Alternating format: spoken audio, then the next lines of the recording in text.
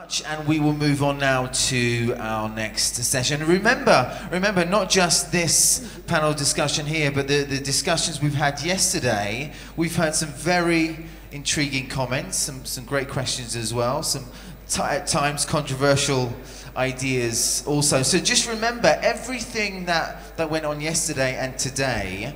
If you go onto the live stream, you can do that later on this evening, next week perhaps. You can go back and see everything that happened and all the questions as well. So, so as a resource, it's there, and I believe in the future as well, we'll be editing the whole complete live streaming file, and that will be chopped up, edited, and popped onto YouTube as well. So you can again have a look and hear exactly what went on yesterday and today. Right, we move on now to our next session, all about cyberspace. So when we think about cyberspace, naturally some fundamental needs we need to think about: keeping it safe, keeping it secure, and naturally keeping it reliable as well. Very simple things to talk about, quite difficult things to actually do. As time goes on, certainly it's more of a challenge day by day. So this discussion hopefully will answer a few questions, give you a few insights, and perhaps some suggestions and ideas. Ladies and gentlemen, please welcome to the stage the moderator who's going to shape this discussion forward. Please welcome the President and CEO of Professionals for Smart Technology, Rula Amouri.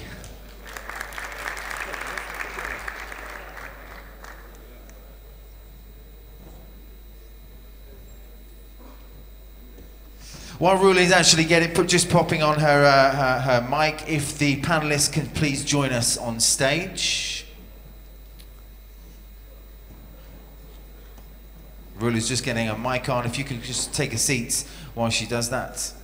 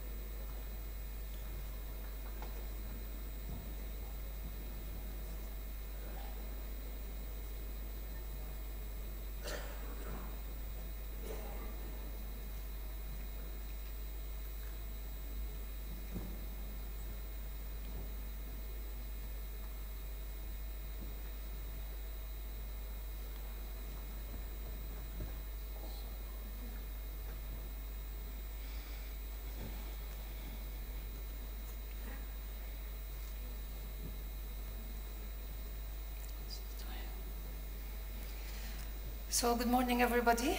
وكل عام وانتم بألف خير. إن شاء الله سنة هجرية مباركة على الجميع. Welcome my panelists. Actually, I have a great pleasure and pride to be moderating this panel with a very distinguished guests. Many of them have traveled overseas and across the region to join us today and share with us their invaluable knowledge and experience. So thanks for coming. I would like to introduce them. So we have with us Mr. Jerry Wertelecki. He is the Managing Director and CEO at Cloud Transformation and Security Solutions. He was also a partner at Ernst & Young for over 27 years, during which he established and led the IT and risk advisory practices, both in the US and Asia Pacific. So welcome, Mr. Jerry. Thank you. We have also Dr. Yahya Salaqan, Chairman of the Palestine IT Association of Companies, PITA, and CEO of Jaffa.net Software. He is an internet security and blockchain expert with 9 USA and EU registered patents in the field. Wow, very impressive. Thank you. Ahlan wa sahlan. We have also Dr. Muhammad Al-Hammouri, an old colleague also, though he's much younger than me. He's the Information Security Risk Manager at the IMF with more than 15 years of experience in the field of cybersecurity. He has PhD in cybersecurity from George Washington University and an MBA from Georgetown University. So welcome. Mr. Alauddin Dandiz, he's the Information Security Manager at Souq.com, which is a subsidiary of Amazon. We all know Amazon using it, so welcome, Mr. Ala. Mr. Khalid Samara, the chairman of Middle East Network Operators Group, MINOJ, and a telecom and ISP expert with extensive experience in internet, mobile engineering, and security technologies. Mr. Last but not least, Mr. Mahmoud Abu Zannad, the Commercial Enterprise and Home Broadband Executive Director at Omnia, Jordan, with 20 years experience across various leading operators in the telecom industry. He is passionate for introducing new services for different segments. We are interested to know about this. Thank you. So welcome everyone. And actually, I would like to start by a comment on the following the previous panel discussion. It was really very interesting to see all the advancement and modernization of technology that's happening nowadays. We can see this happening everywhere in every field, even in our personal lives.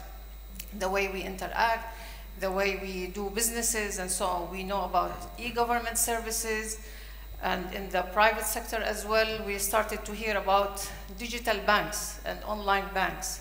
Certain banks that does not exist in terms of branches, in terms of physical interaction. You can just reach them online through the internet. So with all of these modern revolution in technology, it's bringing a lot of good things to us and to our lives. And we can see that businesses are becoming, or technology becomes the main foundation for most of the businesses. But also with all of that, it comes with a lot of threats and a lot of challenges and a lot of fears in terms of privacy, in terms of security, in terms of confidentiality as well. So from this perspective, I would like to start by, to ask Mr. Jerry the question that as we know that today, cybersecurity, it becomes a major concern for everybody.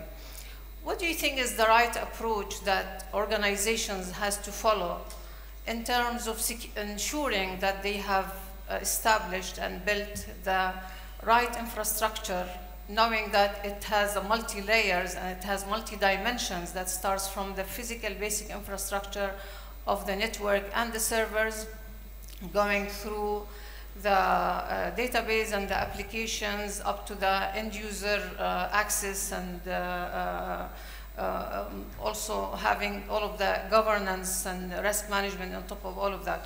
What's the approach that you recommend for organizations to adopt to ensure that they are really taking every aspect and every recommendation into consideration? Well, that's a great question, Rula. I think, you know, with cybersecurity in particular, what's happening is companies are really struggling. You know, I still remember back in 2012 when company hacks were just real big news. Now today, hacking is an everyday occurrence. So with that, I think the best thing that I like to tell my clients is you have to really have a structured approach. And you really have to understand all the key points of risk within your organization. So one of the recommendations that we give to our clients is establish a framework. We use the NIST, the National Institute of Standards and Technology framework. That's a pretty well recognized standard. It's a US-based standard from the US Department of Commerce, and it's very comprehensive, and it takes you through a very structured approach. Although there are multiple frameworks you can use. There's COBIT and quite a few other ones, which I won't get into too much detail. But the most accepted standards, and I'd like to hear from my panelists as well, is the NIST standard. So you'd have to look at, there's a layered approach. And I know I had some slides, I don't know if we're going to show them or not, but really there's 6 layers of security that you would have to take a look at. And again, it has to be very structured. So that starts with your device, and then you look at, you know, this thing here. This thing here can be one of your biggest risk factors within your organization. Then after that, you'd have to take another layer or perspective. You start getting into the infrastructure, and then you start looking at the networks, the databases, the applications. And then you have to look at who has access within those organizations. So you almost have to go through a mapping process or a mapping structure using, you know, some framework. Again, there are multiple frameworks out there, but NIST is probably the most popular in the US and Hong Kong as well. Excellent. So from there, probably we move to Yahya, and here we are all hearing about all the new technologies that's now taking role in many aspects, and even in the mainly in the security of our transactions and the way we're doing business. How do you see that these technologies, such as blockchain, where you have the expertise on this, how blockchain is really playing a role in achieving a better security for that? Because with all the precautions and the recommendations and taking all the rules and regulations into consideration in establishing our infrastructure, we still have these fears and these worries about the confidentiality. How the new technologies would really advance that and improve it further? Excellent question. Let me just make a disclaimer here. Whatever I'm going to talk about blockchain does not necessarily applicable to Bitcoin. Although Bitcoin is built on blockchain, so I will be talking on the technological principle of blockchain more than the implementation of Bitcoin. So let me just start with this disclaimer. Let me just take you a short trip to the future, if you will. And that's where the advancements of technology should actually rely on. In today's health world, and I'm inspired by the physician who was talking about before, if I go as a patient to a clinic, very unlikely that clinic may have an automated or computer system. Let me just start with the best scenario. They do have a software to manage my data. So a month later, I go to another clinic. They probably, in the best case scenario, they may have a software to register my data and the medication they gave me and diagnosis, and so on. My life goes on. Guess what? If I go to the first clinic, they start from scratch the first time. The second clinic, they do the same, and they don't talk to each other. Why? Because the principle of ownership of data is actually rely on the provider, not on me. What blockchain is actually endorsing, that individuals are actually the owner and the manipulator of data. Imagine the following. All the problems Jerry was talking about is actually manipulation of data. Hacking, because we actually give the data ownership and manipulation to Big Brother. Big Brother means government, or even Facebook or Google and the like. With blockchain technology, data goes back to the individuals. So the trip I want you to take with this future, which is just right at the door front of our daily lives. With the blockchain in place, I am, as a patient, will be owning the data, manipulating the data, and giving the right for the physician to look and probably edit the data per my visit. So if I go to clinic A, I give them the right to actually access my data and update it. I finish the visitation, I go to another clinic, I give them the right, they have access to the same data, they can update it. If I go from Palestine to Jordan, and I go to a physician in Jordan, I give them the right to do the same, and if I go to even any other place in the world. So the data comes back to the owner of the data. This is one dimension, if you allow me. I will take another example is the banks.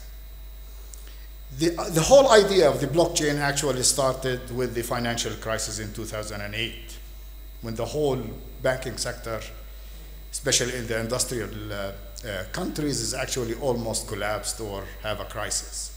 Why? Because we put so much trust into the banks, and that trust manipulated our money, and so on and so forth. So what blockchain is actually giving you now? To eliminate the trust you are actually putting in the third party, which is the banks in this case. So if your health matters, if your money matters to you, if your any value that you may have, whether it's a real estate you own, a poetry that you actually authored, or a painting that you actually paint, and you want actually to manage this data and to manage this intellectual property that you may have, blockchain is the right way and the right technology to do it for you. The fundamental issue I wanted to close on this is blockchain is give us a very secure protocol for us to actually manipulate our data, manage our data, and eliminate all the big brothers in between. And the opportunity here is actually immense for this region, but I will probably talking about it later on in this session. So one thing I wanted to close is consider blockchain, or me as endorsing the blockchain as the future of the revolution, if you will, in computation. Is actually, I will be the representative of Tech Republic of value, because what you have is a value. Keep it for yourself. Don't trust others. The fundamental of the blockchain, nobody is trusted, but the system is trusted.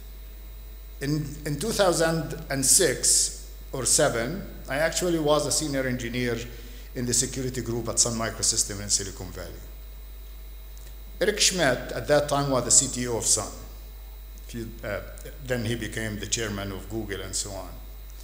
So his opening statement for 300 senior engineers gathered, Sun is no longer hire geniuses. Wow. Why are you bringing us here as a senior engineers just to tell us that we are not genius or we are not smart? And he continued to say, Sun, put all collective intelligence of the individuals in the system. Blockchain, the trust in the system, not in the big brother. So Yahya, what you're saying is really very optimistic, and I really hope reality would bring all of this with it. But today we hear about around 2.5 million threats per second, cyber threats per second. Do you think this technology would really reduce this number, and we can really live in a better status and a better level of security, of cyber security, than what we have today? I'm not saying that blockchain will solve every problem in the world of security, for sure. But I think as a protocol, what distinguishes blockchain from others, the fundamental building block of IP, which is the internet protocol, is actually built on non-secure protocol, which is the IP, the internet protocol. With the blockchain, the fundamental components of blockchain is actually built in security. So it implements the public key infrastructure, the private and public key with digital signature. And what is actually a block? It's a very simple way, by the way. So don't be afraid that blockchain is very complicated and it needs PhDs and what have you to actually. It's so simple.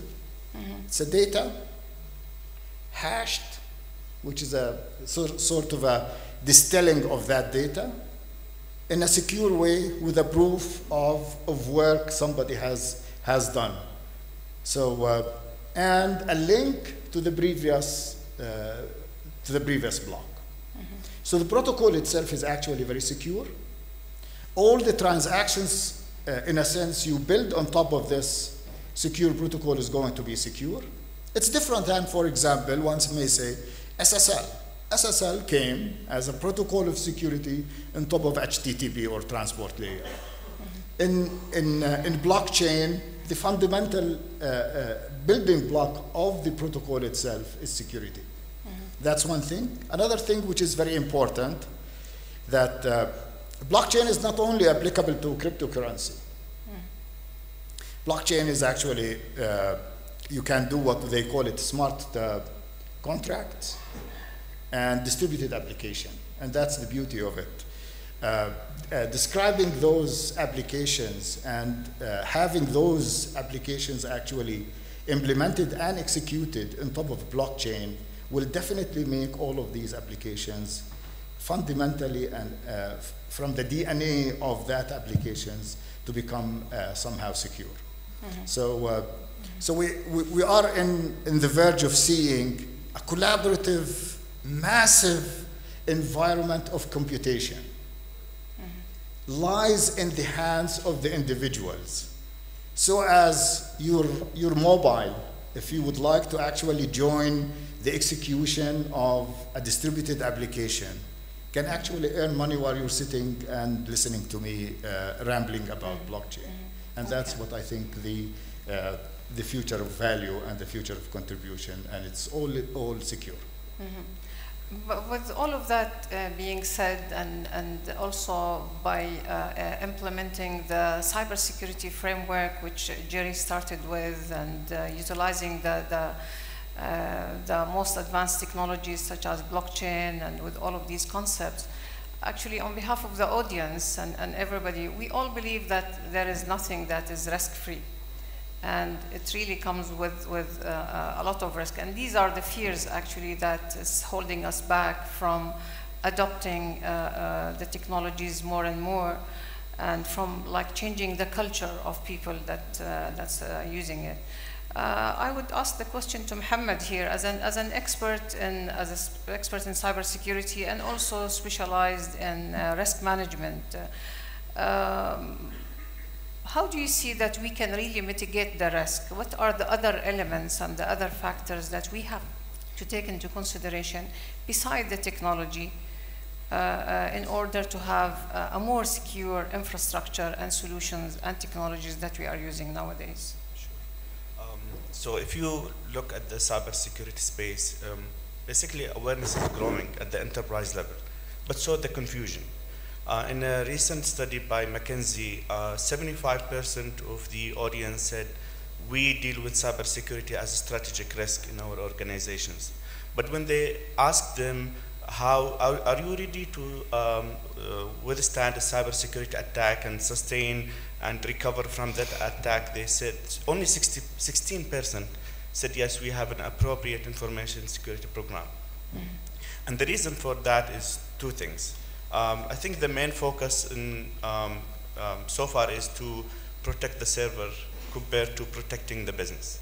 Protecting the server is basically, we're talking about technology security or technology risk. There is something called information risk, which is bigger, more important than technology risk. For us, I mean, if you look what big enterprises do, technology risk for them is a basic cyber hygiene. It's a basic component that has to be there. I'm not saying it's a simple thing, it's very complicated, but if you want to have a sound cyber security program, you have to maintain a cyber security hygiene. That's what we call technology risk, or as I said, basic cyber security hygiene. If you want to go to the next level to manage the risk, you have to do two things. You have to understand your business, and you have to integrate cyber security program in every aspect of business processes or business departments. To understand your business, the first thing you need to do is to look at the threat landscape. The threat landscape is growing in terms of complexity and in terms of pace and number of threats out there. But you need to understand your organization. What do you do? And who's out there trying to attack you? And what type of weapons do they have against you? What type of vulnerabilities they can use to attack your organization. The second thing that you need to do is to integrate your risk management framework into the business. Means that whenever there is a new system or a new application, procurement usually lead the process, right?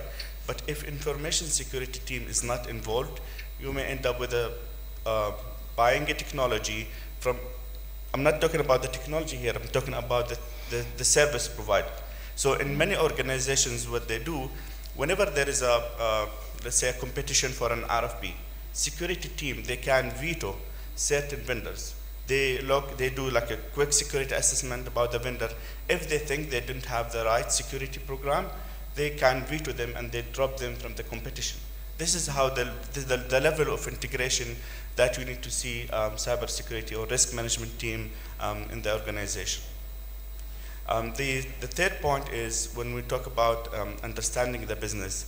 There is a good case study about one of the big insurance companies in the world.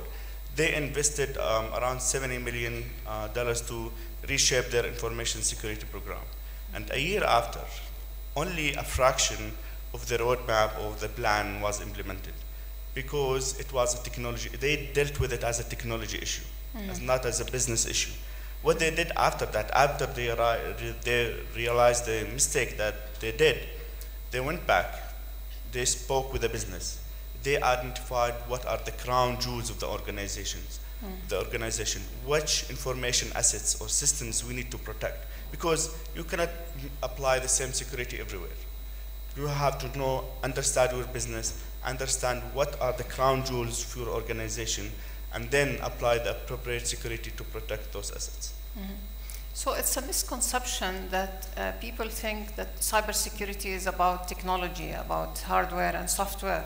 I would say from what you said that humans and people and their understanding and their knowledge and their capabilities is really a key factor in ensuring a secured infrastructure and secure implementation of like digitalization and automated solutions. So from there I would go to Ala. Like, how do you see that, what's the capabilities of our human resources here in the MENA region and probably also in Jordan? What's the level of capabilities and expertise that we have in cybersecurity that can really help in adopting the framework that Jerry talks about, the new advanced solutions and technologies that Yahya was also explaining, and to mitigating the risk by all of the actions and things that we have to adopt to minimize the risk of these solutions. How do you see the human factor on this formula, on this circle? Thanks, Rola. So in fact, we have done a very good job, let's say, in the 10 years before, in order to build up the security engineers' capabilities here in the region, in order to defend our data and our system for a long time. But so far, we are facing the same challenge. More and more time, we are trying to secure our environments and to secure our code, by the way. So, as an enterprise, on the enterprise level, we faced most of challenges in the beginning, let's say by the end of the first decade, by introducing the security governance as one of the concepts that should be realized, and risk management in the context of security that should be integrated with the enterprise risk management, as Dr. Mohammed Hambour introduced. But let's say in the ground, what are we seeing right now? We see that we have security engineers, most of them still under the networking and systems background. In time, we are in the region, are introducing and provisioning tons of code and tons of softwares. I don't want to say per year, but actually per month. So many software industries are introducing these software here and there, and still we are lacking the basic functionalities, how to secure them. We are using very good tools in the world, but still the tools are not enough. Still we lack the secure coding. Still we lack how to use powerful encryption within our systems. Blockchain, as Dr. Saklan said, is one of the things that is emerging in the markets, but still we are facing attacks on the blockchain deployments. Why? Because some of the engineers that are trying to develop this framework still lacking basic secure coding practices and how to utilize these things inside. In the last panel, the panelists discussed what is the gap between academia and the industry. Still we have this gap, introducing more and more problems, because I spent, let's say, 4 or 5 years in the university. After that, I will try from scratch just to come up with the industry trends, and I'm stuck all the time. What kind of trainings I have in the market? It's still under the systems and networking background. So I did many trainings, I did many interviews with many people. We are trying to find somebody, some engineer that has this capability. So if we need now to reshape the security engineer position and what the reflection would be on the market, actually, he has first to write his own tools. So security engineer should be strong and have very solid programming skills. The second thing, security engineers, even equipped with powerful tools in the world, commercial tools, but still each environment is unique by itself.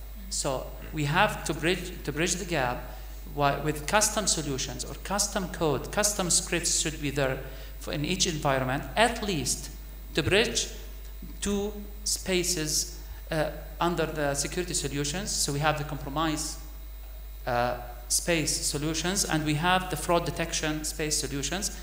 So far, we don't find any connection between them. So a security engineer here is the one that can write and integrate these things, and the one that can secure these spaces in a way that can provide value for the organization.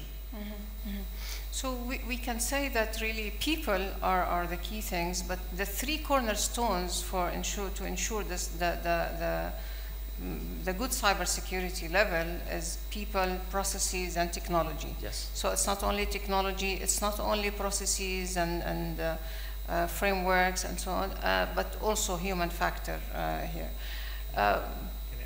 Yes, please. You can't buy technology. You can get someone to build the business process for you.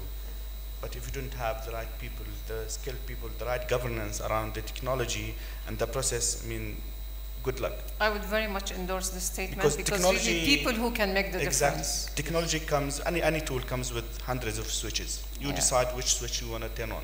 Yeah. That's a big decision that you need to take.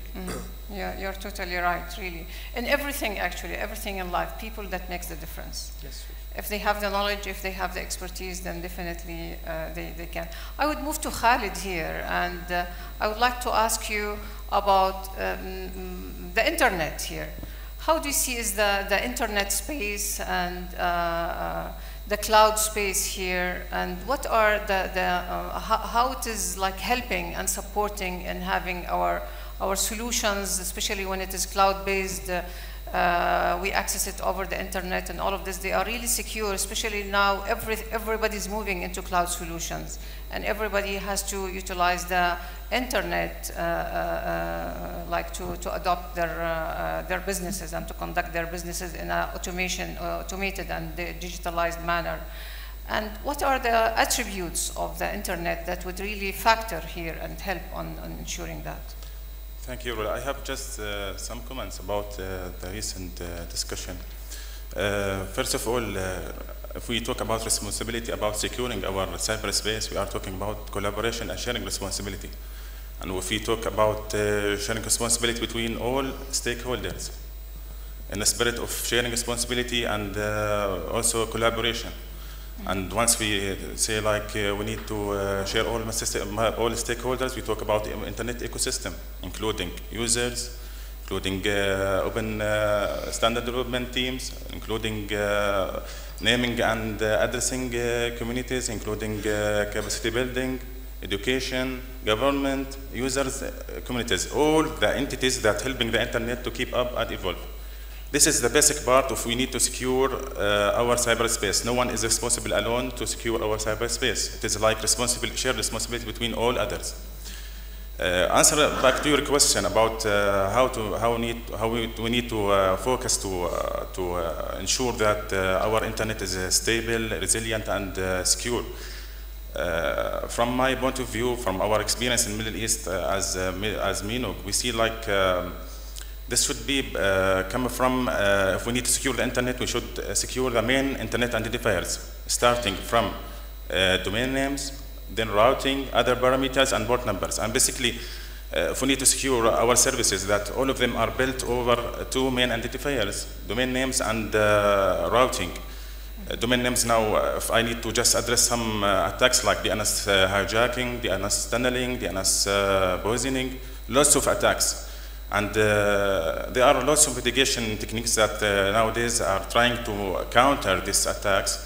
But mainly I will try to address some new of the techniques that already mentioned by open development or teams from ecosystem like engineering task force, internet engineering task force. It is a domain name system security extension. It's called DNSSEC. They're trying to utilize this security extension to maybe counter some kind of attacks. Out of technical details, I will say like I need to make sure that my host or I am as a client, I need to have the right response to reach the correct website without any kind of hijacking or phishing or redirection. From technical point of view, it's helped the domain name administrator zone to authenticate the DNS response. Unfortunately, out of 14 countries in Middle East, we have just 3 countries that having DNSSEC enabled. Hopefully, we'll have it in Jordan soon, inshallah, in our top-level domain, Dojo. This part, this is my comment about the first main identifier. The second one about routing, securing routing. There was initiative started 2011. It's maybe started from the collaborative security between from network operators and working with the other ecosystem parts. It's called MANNERS, mutually agreed norms for routing security. It helps the network operators, and if you are network operators and if you follow like 4 steps to mitigate your routing space, you will have more security routing protocol. You will have more performance in your network, starting from filtering, anti-spoofing, coordination, global, I think, validation also, and also it can be like implemented over internet exchange point. Unfortunately, also we don't have exchange point in Jordan, and out of also Middle East, we have just 50% of the exchange point already enabled. So if you have exchange point and you can enable those mitigation techniques and norms inside your internet exchange point, you will have more reliable routing protocol. So my 2 notes here, and from out of this quick brief, we need to focus on collaboration and shared responsibility between all ecosystem parts. All of us are responsible about securing ourselves, securing our internet, our cyberspace. Second point, if we need to secure our internet, we should start from first priority to secure our main internet identifiers, starting from routing domain, then domain name system, routing domain, then jumping to other parameters like protocols and other, from layer 4 to layer 7. I don't like to go through more technical details inside this session, but this is my whole idea about how to secure and how to have the flexible and secure and good performance infrastructure backbone to carry other upper-layer applications.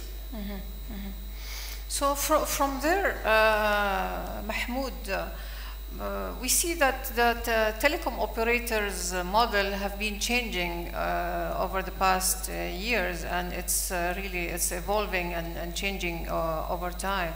And it starts not only providing the basic telecom infrastructure and telecommunication for voice or data, but also started providing value-added solutions and services to the clients, and especially to enterprises in terms of hosting, like infrastructure as a service or platform as a service, and up to the software as a service as well. How do you see that the telecom operators nowadays are really playing a role in ensuring the security, the cyber security of the enterprises that they are serving, while they are really providing such kind of advanced services? Yes, thank you. A very interesting question, actually. Mobile operators worldwide, previously or lately, been trying to find the new adjacent services and new revenue streams. You know, they've been stagnating in the voice revenues. SMS is declining. The growth today is in the internet side, but all and most of mobile operators today, they're looking for the fourth curve of new revenues, which is a multiple of curves, and one of them is very interesting, which is the security services that today we are providing as a mobile operator / an ISP. Whether was that for the B2B or B2C businesses.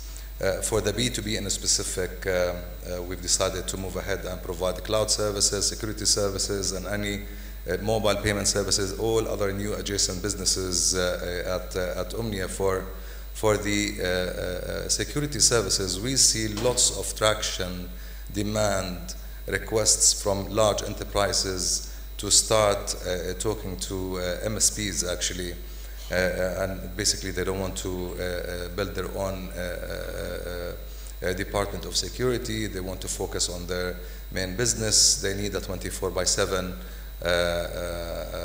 technical support, and this is where we believe our role comes in. But the fact that we have an existing relationship with our existing customers, whether on the traffic side or on the billing side, we also can provide them with a clean pipe for the traffic. We also have the authority to limit the traffic.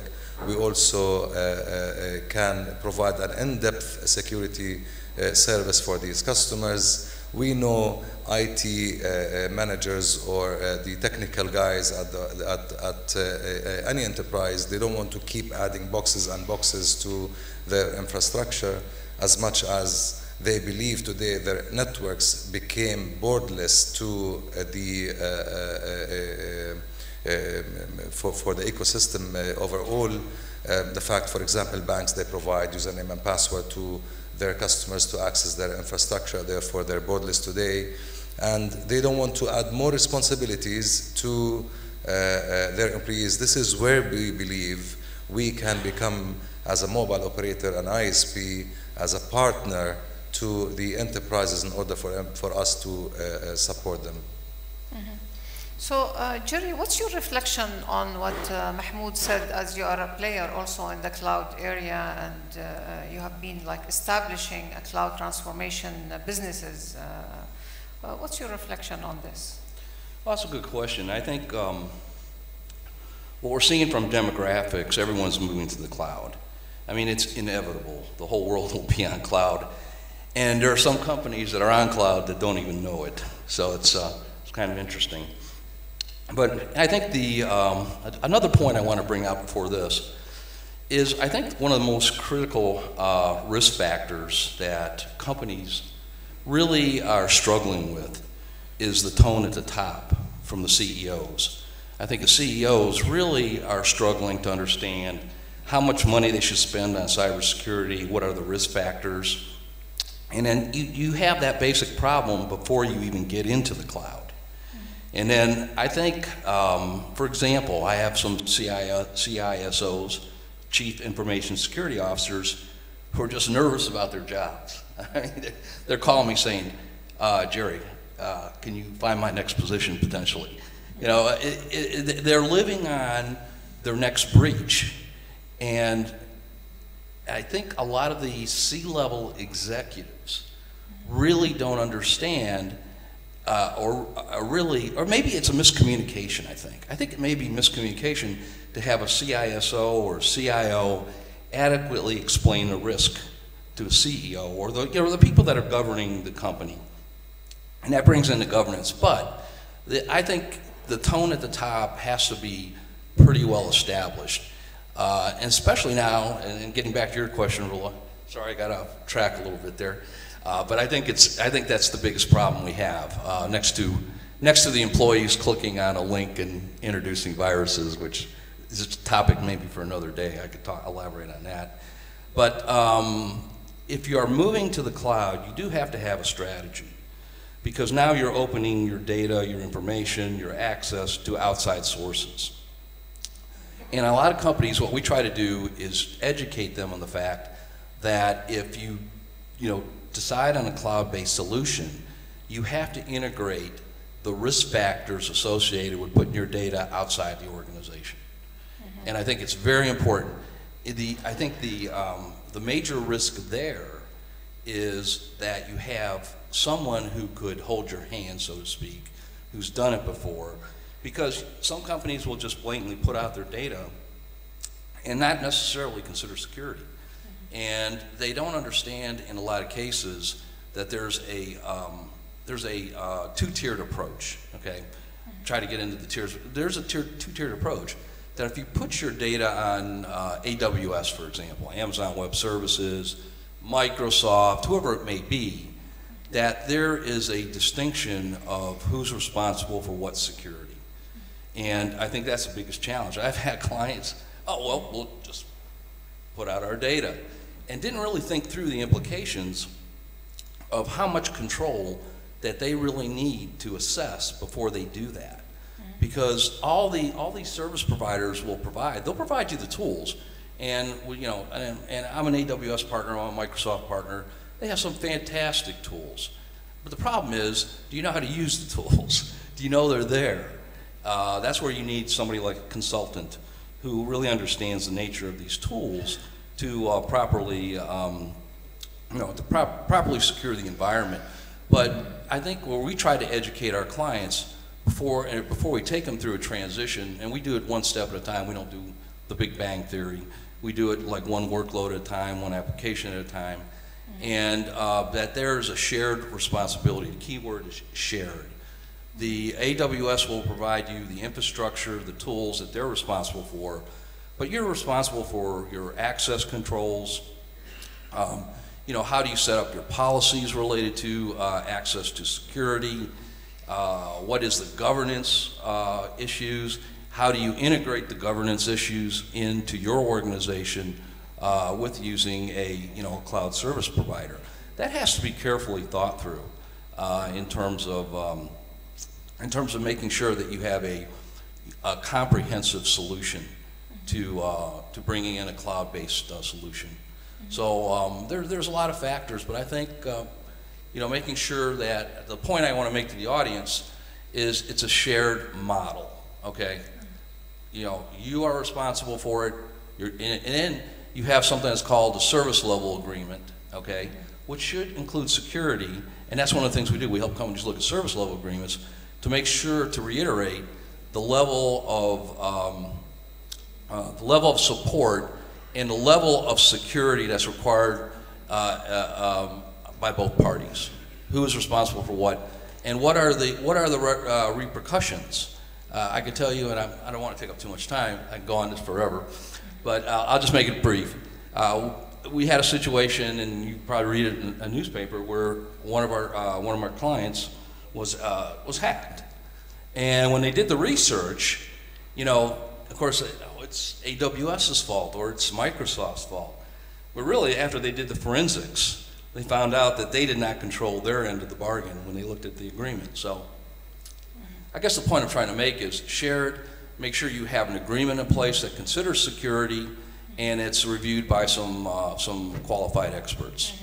So again, this requires high-level skills and knowledge of our people to be able to do all of that in terms of governance, assessing SLAs, taking all these into consideration. And we all know that today there is a shortage of around 3 to 4 million position and expert in cybersecurity. Ala, what's your recommendation to both private and public sector to take this opportunity, especially in our region? We are so proud of our graduates, and we have big number of students graduating from information technology, different domains, and we can really capitalize on these assets that we have and specialize them in cybersecurity, which would really contribute at the end to a major economy change of the country in terms of contribution to the GDP and all of that.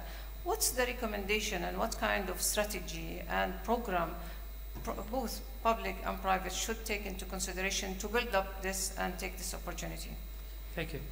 The first thing I believe is internship programs so far are very, very powerful tool actually in order to build up a real life and real expertise in the subject matter. So internship programs are here for a while. I believe it started as an initiative from government level, at least here in Jordan, as I know, and we have similar initiatives in the region. This is one thing, but where is the challenge? The challenge is how long this intern would be here, and what kind of skills he will earn after he finished this internship program. Another issue: are we taking internship as something that can provide real guardians for data to the future, or just they are, let's say, spending up this year just to get an experience of 1 year so he can apply for a job in the market? So this is a challenge actually that could be taken into account. The second thing, I believe, something from academia. Let's at least focus on 1 or two courses. Make it something on the emerging trends, the emerging technologies. It's not about, let's say, the basics or the knowledge gathering, but at least, why not for the assignments? Why not for the examples that are provided for those students to be something real life? So let's say each group can work on some trending technology and find a use case that is useful for the future. From the booming technologies we have right now, AI and machine learning, it's good, but one of actually the risks that was highlighted in 2018, that AI and machine learning are used now by hackers in order to attack people. So everywhere you can build up whatever platform you want now on the cloud providers. So you can build up your infrastructure out there, and you can push your code out, the hacking scripts you are using, and it will do all the analysis until it tries to simulate some patterns to behave as normal users to a legitimate system to do fraud. So this is something why it should be equipped by those students and those internships. How can they overcome these issues? How can they discover these types of attacks? The other thing, in programming languages so far, we have many programming languages in the market. Some of them are specific for data science, let's say. Some of them are good for scripting. Some of them are good for business. Now, taking these programming languages as part of the specializations of those security engineers or future security engineers will make this a good change, a good jump in the future. I believe that both private sector and public sector can, let's say, put certain initiatives to share the experience between the companies and to share what kind of risks we have really in the MENA region, or especially at least here in Jordan, not just to be some separate silos and separate islands, or all silo has its own risks apart from the others. So these sharings of of risks, will introduce new projects, new foundations for new projects, so that this can be building the capability of the proper security engineers that we expect to see in the future. So Yahya, on 30 seconds, please, how do you see that, what can be done to build up capacity in the advanced technologies such as blockchain, where everybody's talking about now? Actually, I want to be, we're running out of time. I will think out of the box here, and I'm not going to be a cliche answer. I'll give you an example. I have a 13-year-old son, and he wanted me to challenge him. So I said, hey, Yusuf, his name is Yusuf, you have 5 days, and you go search whatever you want, and if you have any question, ask me. But in 5 days, you can come back to me and explain what blockchain is. This is to tell you, you can do it right away. If you are a CEO of a company, ask your employees the same. If you are a parent, ask your child the same. If you're a teacher, do the same. In 3 days, he asked me one question. Dad, can I actually start my own currency? I said yes. And he got so excited about the concept that he could be wealthy because he started his own currency. And then he come back to me and says, okay, can the computer, actually this PC at home, be a blockchain node? I said yes. And actually in his 4th day, he gave me an excellent, very simple layman experience what blockchain is all about. This is to tell you that security is to emphasize the importance of the human. 80% of vulnerabilities, not in systems, is actually in the humans behind the systems. So security should be education, should be not only in the specialized who knows the RSA public key and SHA-1 and SHA-56 hash functions and so on, which we do as cryptographers. But security should be also understanding the value and the implication. Just to conclude, the cloud. Everybody will take the data on the cloud. I would like to have a question from the floor. Who secure the data on the cloud? Yeah, so let's have a reflection and a question from the floor probably on this manner. We have one question here. Can we have the mic, please?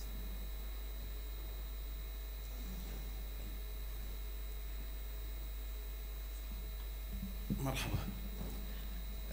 As a politician, how can I trust the cybersecurity systems you are talking about while or when all of it are outsourced from foreign countries? With blockchain, you don't have to outsource it. You can be your own destiny, and actually in blockchain, there is a private blockchain and there is also public blockchain. Public chain is like, you can open it to the whole world, and the private, you can actually restrict it to your politician, whether an organization, school, government, or a region, or just for Jordan. So in that sense, you don't have to rely on the outsiders. It's actually blockchain fundamentally allows you to not outsource anything. But in addition to that, in blockchain, for example, and again, I'm not saying that blockchain will solve the whole problem in the world, but I think there is, you are not outsourcing, you are actually keeping and securing the value whoever's own it. Whether it's in Jordan or in Tokyo, if you own a property of land, no one in the world can claim that this property of land does not belong to you in Jordan, in Sharia Barafish. So the magical solution is blockchain.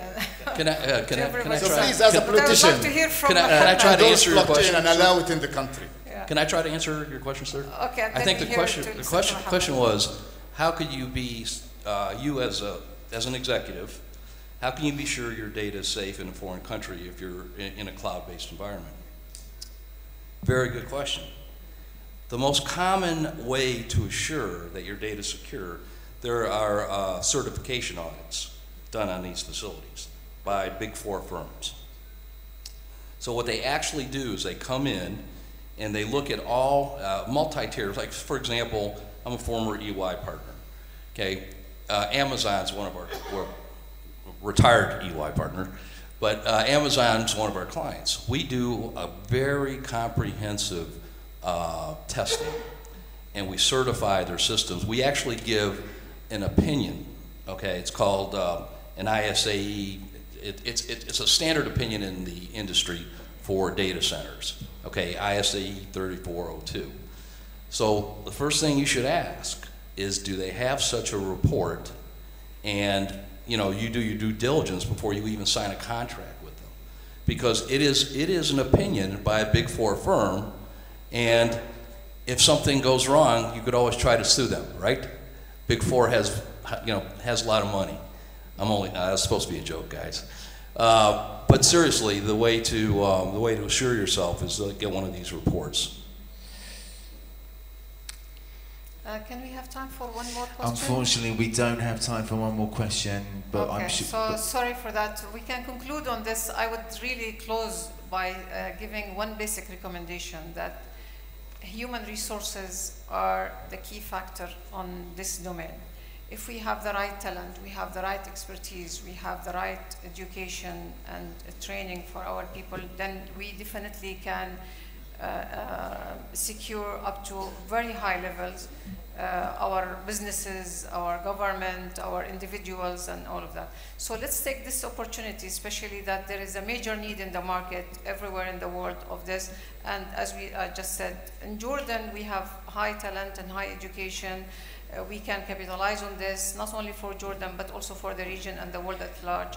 Let's educate our people, focus on cybersecurity, full collaboration between private and public sector, but also awareness is a very important factor. We have to give awareness to everybody, because they are the first defenders, they are the first protectors of our life and our privacy and our businesses. So we have to give awareness to everybody, to all sectors, even students, women, individuals. Everybody has to be aware of that, to protect it and give it the first defense, and then it goes higher to the experts that we have to build up here. So thank you very much. Thanks for the panelists for their your valuable information. I think it was really very interesting. Thank you, audience, for your attention and listening.